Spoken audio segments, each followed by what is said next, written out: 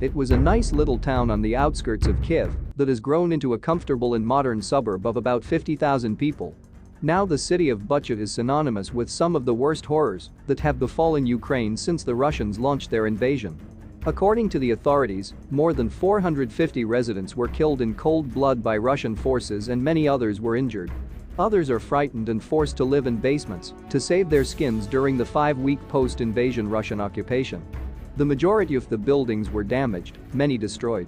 A little over 5 weeks later, Bucha residents return, search their homes, repair the damage and plaster the streets with artillery.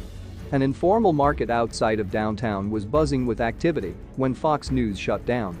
"I'm really excited to be back," said one customer. One stall owner explained, "This is our life, making money, helping people." However, the dark Russian deeds were not far away.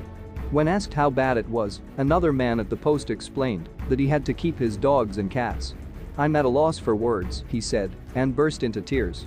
Outside at City Hall was a large group of locals. Services have returned to the city somewhat, but many jobs have disappeared and food and essentials are in short supply. Living through the brutal experience of World War II in Ukraine, he said this year's invasion was worse. She couldn't hold back her feelings either. The city's mayor, Anatoly Fedoruk, who bravely appeared in a video showing much of Bucha ablaze in early March, said he was determined to get the city back on its feet, at least to annoy the Russians. It is our moral obligation to improve the city after all the atrocities, he said. The mass grave where the victims of the Russian murders were buried is now a leveled piece of land near the church in the center of town. Burned-out tanks and armored personnel carriers of the Russian army, stripped in response to the bravery of the Ukrainian military, are now piling up on a property outside the city.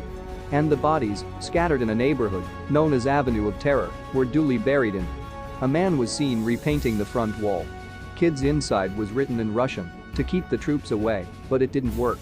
A resident of the street, Alexei Cherkashin, said the bodies were left there for up to 20 days because it was too dangerous to recover.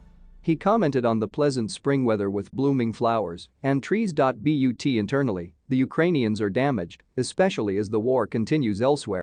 So guys, with that we have come to an end of this edition of the news. Make sure to subscribe if you haven't. Thanks so much for watching. Until next time. Bye.